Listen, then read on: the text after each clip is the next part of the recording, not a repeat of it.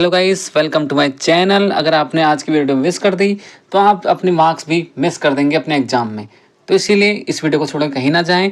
Note करें class 11 important questions जो कि हाफ ईयरली एग्जाम के। सब्जेक्ट आपका केमिस्ट्री। आप अपनी स्क्रीन पर देख सकते हैं। सबसे फर्स्ट क्वेश्चन लिखा है, द्रव्यमान संरक्षण का नियम क्या है। काफ़ी सरल क्वेश्चन है। द्रव्य को ना तो पैदा किया जा सकता है ना ही नष्ट किया जा सकता है। इसे केवल एक रूप से दूसरे रूप में बदला जा सकता है। ये तो हो जाएगा इसका फर्स्ट का आंसर। उसके बाद पूछा जाता है सार्थक अंक किसे कहते हैं। सार्थक अंक के नियम भी इंपॉर्टेंट हैं। अगर आपसे पूछा जाए 1.02 में कितने सार्थक अंक हैं, ये आपको पता होना चाहिए। कभी भी जब नंबर के बीच में जीरो आए तो उसको सार्थक अंक में काउंट करते हैं, ये भी आपको याद रखना है। ओके, तो यहाँ पर सार्थक अंक होंगे आपके 3। अगर ये इस तरह से लिखा होता 0 1 तो यहाँ पर सिर्फ सार्थक अंक 1 होता, क्योंकि अगर जैसे 0 2 लिखा है यहाँ पर सार्थक अंक कितने होंगे, यहाँ पर भी 1 होगा। क्योंकि अगर शुरू में 0 आ जाए उसे हम सार्थक अंक में काउंट नहीं करते हैं। तो ये तो रही बात की बात। अगर आप डिटेल में जाते हैं हम इसको बता दें तो आप हमें काउंट कर सकते हैं। स्थिर अनुपात का नियम क्या है, ये आपसे पूछा जाएगा। डाल्टन का परमाणु सिद्धांत लिखिए, ये भी इंपॉर्टेंट है। हाइड्रोजन के 3 समस्थानिक हैं। पहला होता है प्रोटियम, दूसरा ड्यूटेरियम, तीसरा होता है आपका ट्राइटियम। ये आपको कर लेना है। प्रकाश विद्युत प्रभाव किसे कहते हैं।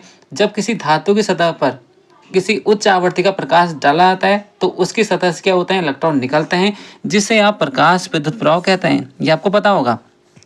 अगर नहीं पता है तो आज ही आप अपनी बुक में चेक कर सकते हैं। उसके बाद क्वेश्चन नंबर 9 है हाइजेनबर्ग का अनिश्चितता का सिद्धांत। ये काफी इंपॉर्टेंट है, मैं तो कहूँगा इसे कंफर्म करिए। आज ही आपके एग्जाम में ये 100% देने को मिलने वाला है। पाउली का नियम, हुंड का नियम, अब्बाउ का नियम, इन 3 में से हर बार एक ना एक नियम पक्का आता है और ये नियम भी बहुत आसान है। हुंड का नियम, पाउली का नियम, ये काफ़ी 2 से 3 दिन लाइन के हैं बस। इसको आप जरूर करिए। इन 3 में से आपके मार्क्स पक्के हैं। क्वांटम संख्या किसे कहते हैं, इनके प्रकार। क्वांटम संख्या 4 प्रकार की होती हैं। जैसे आपने देखा होगा N, L, M, S, ठीक है, जो कि मुख्य क्वांटम संख्या है। दिगंशी क्वांटम संख्या है आपकी, चक्रण क्वांटम संख्या है। तो ये सब आपको सब कर लेना है। चुंबकीय क्वांटम संख्या हो गई आपकी। तो ये सब कैसे निकालते हैं इसमें, जैसे अगला क्वेश्चन ही देखिए, सोडियम के अंतिम इलेक्ट्रॉन के लिए चारों क्वांटम संख्याओं के मान लिखिए। इसमें आपसे यही पूछ रहा है n का मान क्या है, l का मान क्या है, m का मान, s का मान। तो कैसे निकालेंगे, ये सब काफ़ी इजी है। अगर आप चाहेंगे कि क्वांटम संख्या के मान निकालना हम सिखा दें, इसके लिए एक अलग से वीडियो बनानी पड़ेगी, क्योंकि काफ़ी डिटेल में लंबी वीडियो हो जाएगी बनना ये। ओके, तो 102, 103 परमाणु क्रमांक वाले तत्वों का आईपीसी नाम लिखिए। इसका आईपीसी नाम क्या होगा ये आपको बताना है। यानी कि इसका देखिए 102 का नाम क्या होगा, जो 100 से ऊपर वाले हैं उनके लिए एक खास उसका नियम है। जैसे अन लिखना पड़ता है आपको 0 के लिए, तो इस तरह से, और लास्ट में IUM आएगा फिर। तो ये आप कैसे नाम लिखेंगे ये भी आपके बुक में लिखा हुआ है। ओके, SPD कक्षक की आकृति बताइए। आपने पढ़ा होगा एक्स, जो एस आपका कक्षक है उसकी आकृति गोल होती है। पी जो कक्षक है उसकी आकृति क्या होती है, डंबल आकार की होती है। और जो डी कक्षक की आकृति होती है वो होती है डबल डंबल होती है। उसके बाद अगला क्वेश्चन है 3p3 में क्वांटम संख्या n और l के मान आपको बताना है। n क्या होता है, n निकालना बहुत आसान है। यहाँ पे आप देख सकते हैं कौन सी कक्षा में है, तीसरी कक्षा में है। ये 3p लिखा है ना, तो तीसरी कक्षा में। अगर यहाँ पे लिखा होता है 2s तो यहाँ पे n का मान होता है 2। अगर कहीं पे लिखा है 3d, n का मान यहाँ पर हो जाएगा 3। तो जो कक्षा में ये जाएगा उसका मान होगा n का मान 3। यानी कि यहाँ पे n का मान हो जाएगा 2। जो भी कक्षा होगी वहाँ पर n का मान वही हो जाएगा।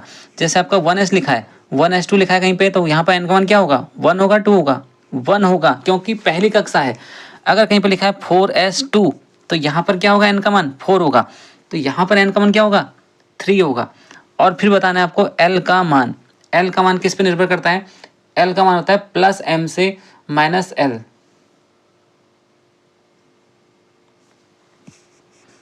अब फिर बात आती है l की। l कैसे निकालना होता है हम आपको बताते हैं। देखिए s के लिए l का मान क्या होता है, 0 होता है। l का मान s के लिए 0 होगा। और p के लिए क्या होगा, 1 होगा। d के लिए l का मान 2 होगा। f के लिए l का मान 3 होगा। तो यहाँ पर कौन सी कक्षा है, p वाली है, तो p के लिए l का मान यहाँ पर होगा आपका 1। अगर ये लिखा होता है यहाँ पर एग्जाम्पल के लिए लिखा होता है 3s2, अब मुझसे पूछता है n और l के मान बताइए। n का मान अभी भी 3 आएगा, लेकिन जब अब बात चल रही है s की, तो s के लिए l का मान 0। ये नोट करिए आज ही, s के लिए l का मान 0, p के लिए l का मान 1, d के लिए l का मान 2 और f के लिए l का मान 3 होता है। काफ़ी ईजी है। एक तरफ SPDF, एक तरफ 0 1 2 3। मेंडलीव का आधुनिक आवर्त नियम क्या है, ये सबको पता होना चाहिए। एक होता है मेंडलीव का मूल आवर्त नियम, एक होता है आधुनिक आवर्त नियम। ये दोनों में अंतर भी आ सकता है, तो उसको भी आप पढ़ लेंगे। उसके बाद पूछेगा S तथा P ब्लॉक तत्व का सामान्य इलेक्ट्रॉनिक विन्यास क्या है। अगर आपसे पूछते हैं S ब्लॉक तत्व किसे कहते हैं, जिन तत्वों का अंतिम इलेक्ट्रॉन S ब्लॉक में प्रवेश करता है उसे क्या बोलेंगे, S ब्लॉक तत्व बोलेंगे। एग्जाम्पल के लिए आपके सामने है सोडियम। सोडियम का इलेक्ट्रॉन विन्यास क्या होगा, लास्ट में क्या आएगा आपका 3s1, तो लास्ट वाला इलेक्ट्रॉन S में जा रहा है तो वो S ब्लॉक का तत्व है। उसी तरह से जिसमें 3p3 आएगा, 3p2 आएगा, तो वो आपके क्या हो जाएंगे, वो हो जाएंगे आपके P ब्लॉक के तत्व। जैसे आप मान सकते हैं एल्युमिनियम, एल्युमिनियम का इलेक्ट्रॉन विन्यास क्या हो जाएगा लास्ट में, ये 3p वाली कक्षा में आ जाएगा। ठीक है, देखिए 1s2 2s2 2p6 ये हो जाएगा आपका, फिर 3s2, उसके बाद आपका आ जाएगा 3p में लास्ट इलेक्ट्रॉन जाएगा तो आपका क्या हो जाएगा, P ब्लॉक वाला तत्व ये बोला जाएगा। कॉपर 29 पर आता है, क्रोमियम 24 पर आता है, ये आपको पता होना चाहिए। और आपसे हर बार ज़्यादातर यही पूछा गया है, कभी पूछ देगा क्रोमियम, कभी कॉपर, कभी दोनों भी पूछ सकता है। ज़्यादातर बच्चे क्रोमियम का इलेक्ट्रॉन विन्यास लिख ही नहीं पाते क्योंकि इसमें अपवाद है। अगर आप चलेंगे अपने नियम से तो आप हमेशा गलत लिखेंगे, क्योंकि इलेक्ट्रॉन विन्यास में क्या होता है, इसके लास्ट में क्या होता है 3d5 4s1 लिखा जाता है। ज़्यादातर बच्चे क्या कर देते हैं गलती, वो लिख देते हैं यहाँ पर 3d, ये 4s2 लिख देंगे इधर, और इधर लिख देंगे 3d4 और इधर लिख देंगे 4s2। ये गलत है, आपको मिलेगा फिर 0 मार्क्स। मार्क्स कट ना हो, हमारे चैनल से जुड़े रहें, आपके मार्क्स बिल्कुल कट नहीं होंगे। केमिस्ट्री में सबसे ज़्यादा मार्क्स आएंगे। और ये जो क्वेश्चन मैंने आपको बता रखे हैं इनको पक्का पढ़ के जाइए, ये ही आपके एग्जाम में देखने को मिलने वाले हैं, गारंटी लिखिए आप।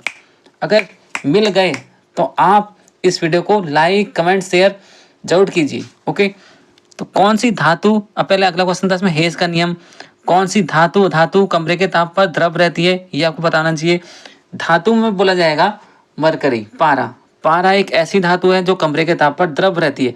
और उसके बाद ब्रोमीन एक ऐसी अधातु है जो क्या होता है आपका कमरे के ताप पर क्या रहती है, द्रव अवस्था में रहती है। तो ब्रोमीन आ जाएगा धातु में, और धातु में आ जाएगा आपका पारा, जिसे आप लिख सकते हैं Hg, और ब्रोमीन को लिख सकते हैं Br।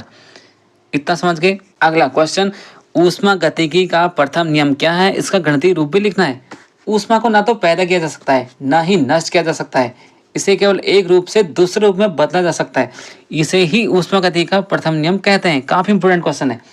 और इसका गणितीय रूप होगा डेल्टा U बराबर Q प्लस W। मैं आपको लिख के भी बता देता हूँ, ऐसा आपको समझ नहीं आ रहा होगा। डेल्टा U बराबर Q प्लस W, गणितीय रूप ये होगा। ठीक है, ये लिखा है इस तरह से डेल्टा U। तो डेल्टा U बराबर Q प्लस W। Q क्या है, Q है दी हुई ऊष्मा, इसमें W किया गया कार्य है, और डेल्टा U हो जाएगी आंतरिक ऊर्जा।